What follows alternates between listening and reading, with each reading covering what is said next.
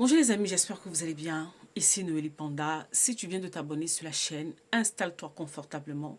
Ici, on parle de la santé mentale, de la guérison intérieure, de la santé émotionnelle, de la maturité émotionnelle et spirituelle. Donc, au quotidien, on va toucher au fait, on va toucher ta santé mentale et on va toucher ta vie spirituelle. Je suis auteure, je suis conférencière, je suis formatrice. Je fais des accompagnements pour des personnes qui veulent vraiment travailler sur eux en profondeur pour pouvoir passer à un autre level de leur vie. La vidéo que je vais faire aujourd'hui, le sujet est assez sensible. J'aimerais que tu puisses écouter cette vidéo avec ton cerveau et non avec tes émotions. Très important. Parce que si tu vas avec tes émotions, tu vas te braquer. Alors que ce que je m'apprête à te dire est vraiment très important et très pertinent pour ta vie, pour ta destinée, pour ta santé mentale, pour ta guérison intérieure. En tout cas, pour tous les domaines de ta vie, c'est primordial. Aujourd'hui, je vais te parler du choix du leader spirituel que tu mets sur ta propre vie. Le choix. Parce qu'en réalité, on ne vient pas vous imposer un leader spirituel. C'est vous qui déterminez si telle ou telle personne va avec moi.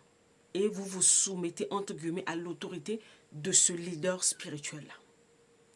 Mais tu dois comprendre une chose. Une personne peut être très fort dans les choses de l'onction, dans les choses de la délivrance, de la puissance. Donc quand la personne arrive, la personne peut être fort, entre guillemets, dans l'enseignement. Quand la personne arrive, la salle s'écroule, tout le monde est à terre, il y a l'onction terrible. C'est une très bonne chose. J'y crois, d'ailleurs, et on en a besoin.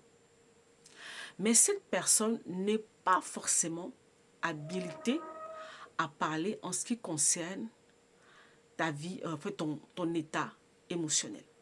En ce qui concerne ton âme, cette personne n'est pas habilitée pour. Ouais.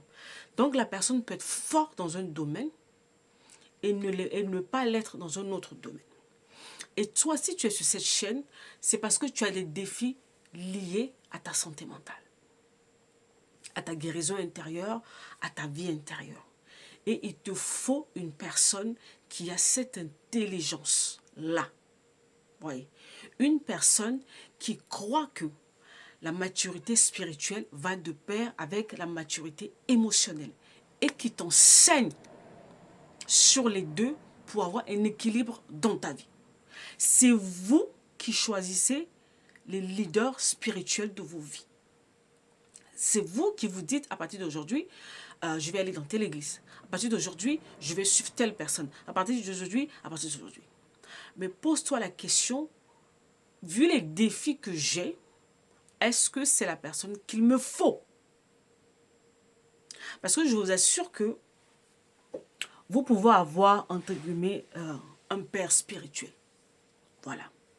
Mais, vu ce que toi tu es et là où tu vas dans la vie, la personne en question n'a pas forcément toutes les ressources nécessaires.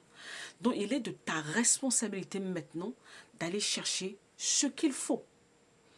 Et maintenant, malheur pour toi si tu te mets sous la responsabilité au fait d'un leader spirituel qui ne t'aide pas à aller acquérir la connaissance chez d'autres personnes. Là, tu te retrouves en danger. Tu es enfermé. Parce qu'on va te dire, il ne faut pas suivre telle personne, il ne faut pas faire ceci, il ne faut pas faire cela. Tu vas t'égarer, tu vas te perdre. Mais pendant ce temps, tu traînes tes problèmes émotionnels.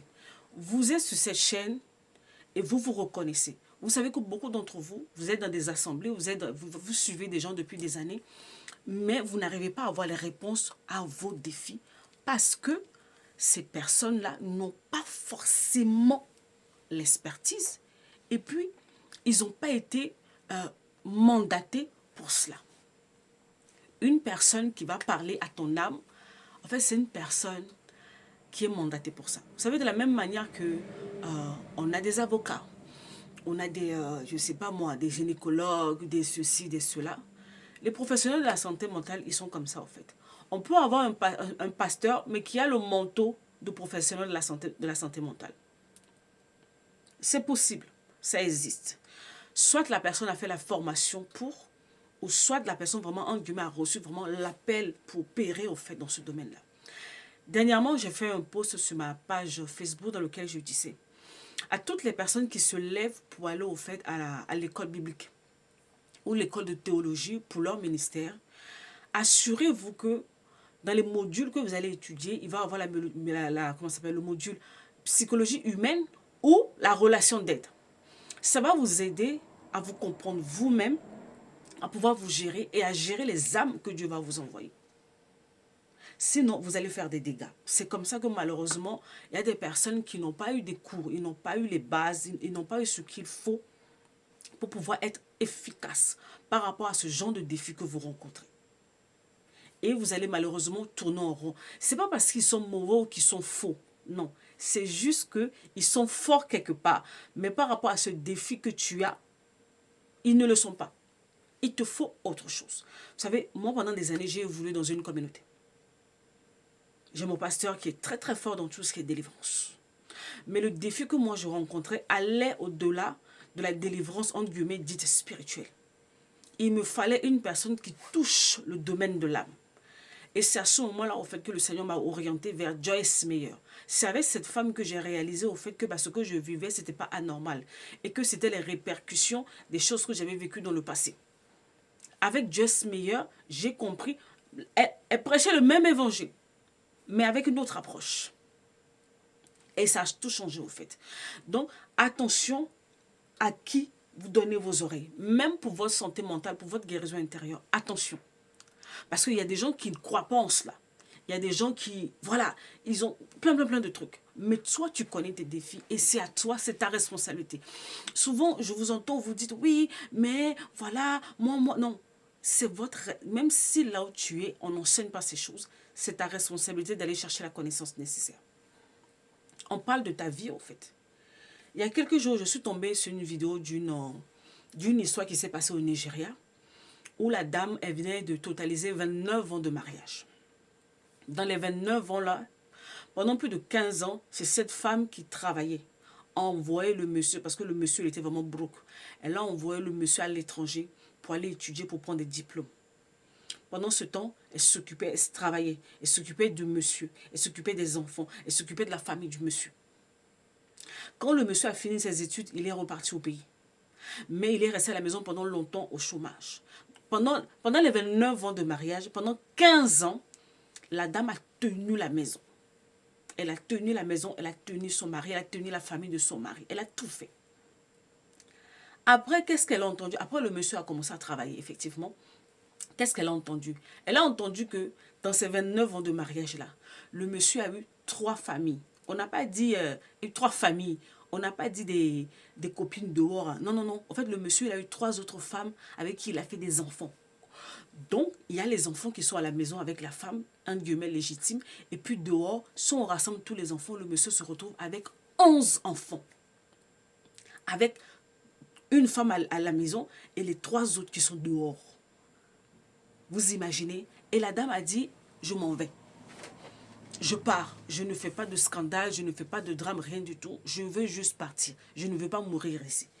Parce que ça, voilà, c'est trop en fait. Je ne peux pas. Je préfère partir. Elle a pris sa décision, elle est partie. Sa famille a commencé à faire un tollé. Oui, 29 ans, comment tu peux partir? Laisser ton foyer comme ça, ce n'est pas normal. Tout le monde a parlé, c'est monté, c'est descendu. Elle a dit, je ne repars pas. Donc, ils se sont levés pour aller voir son pasteur. Parce qu'il se dit, pasteur, notre fille ne nous écoute pas, mais la seule personne qu'on sait qu'elle peut écouter, c'est vous. Donc, parlez à votre fille. Le pasteur a appelé la sœur. Elle est venue à l'église. Le pasteur, oui, tu sais, ma sœur, tu es un enfant de Dieu, tu ne peux pas divorcer, c'est monté, c'est descendu. Quand le pasteur a fini de bavarder, il a dit, pasteur, est-ce que je peux parler? Le pasteur a dit, ok, je t'écoute. C'est là, elle a tout détaillé, tout ce que le monsieur a fait. Elle a tout détaillé au monsieur. Quand elle a fini de parler, le pasteur a dit, moi-même, je prie pour toi, je te donne ma bénédiction, il faut partir. Parce que là, dans cette histoire, si on te demande de rester là-bas, on peut te retrouver morte du jour au lendemain. Donc, le pasteur lui a donné sa bénédiction pour sortir de là, en fait, parce que là, sa santé mentale était en jeu. Elle pouvait mourir. Ce choc-là, c'était trop grand. Donc, pour la protéger, pour protéger sa vie, ce n'est pas encourager le divorce, mais là, on fait quelque chose pour préserver sa vie, en fait. Et le dimanche d'après, le pasteur est venu. Et là, vraiment, il en a parlé publiquement, au fait. Il en a parlé publiquement que par moment, ils attendaient, au fait, à ce qu'il force la fille à rester, au fait, dans ce truc qui est en train de la détruire. Il a dit non, moi, je ne suis pas là pour ça, au fait. Oui, je suis un pasteur, je suis dans les choses, voilà, spirituelles, mais j'ai aussi une intelligence émotionnelle qui fait que, si moi-même on me fait ça, je ne peux pas supporter. Donc, je ne peux pas demander à ma fille de supporter ça. Donc, non. Ça a choqué les gens, ça a scandalisé les gens. Mais c'est ça. Mettez sur vos vies, acceptez de vous soumettre, en fait, à des leaders spirituels qui ont cette maturité spirituelle et comment ça s'appelle, émotionnelle. Ils vont vous aider à apprendre à avoir une vie équilibrée. Sinon, on va vous faire porter des choses qui vont vous détruire en réalité. Des choses que eux-mêmes, ils ne sont pas capables de supporter. Mais toi, on va te dire, il faut supporter au nom de la spiritualité. Mais c'est quelque chose de toxique et ce n'est pas ça l'évangile. Mais pour avoir cette approche-là, la personne doit avoir des notions. Et beaucoup ne l'ont pas. Et quand vous vous soumettez à eux, en fait, vous passez votre temps à vivre dans la culpabilité. Vous subissez des choses qu'il ne faudrait pas. Parce que... Attention à qui tu écoutes, à qui tu donnes tes oreilles. Moi, j'ai vu, au fait, une dame comme ça, elle était battue dans son couple. Qu'elle est venue voir le pasteur pour lui expliquer la situation, qu'elle se sent en danger. Elle et ses filles, qu'elle veut partir. On lui a dit non, il ne faut pas qu'elle parte. Il ne faut pas qu'elle parte. Elle doit rester là. Elle est quand même partie et on l'a rejetée. On a fini par la rejeter, au fait. C'est d'une hypocrisie qui n'a pas de nom. C'est-à-dire qu'au nom de la religion, la vie humaine, la personne peut mourir dans ça et puis vous lui dites il faut aller prier. C'est de l'hypocrisie. Parce que si ça arrivait à leur sœur, à leur mère, à leur cousine, à leur tante, ils vont prendre position. Mais quand c'est les enfants des autres, on n'a pas assez d'intelligence émotionnelle nécessaire pour dire que non, c'est pas possible. Attention aux leaders que vous mettez sur vos vies. La personne peut prier en langue, peut faire des choses terribles, mais la personne n'a pas la maturité émotionnelle nécessaire par rapport à un certain nombre de défis liés à ton âme, à tes risques et périls. Je suis partie. Bye bye.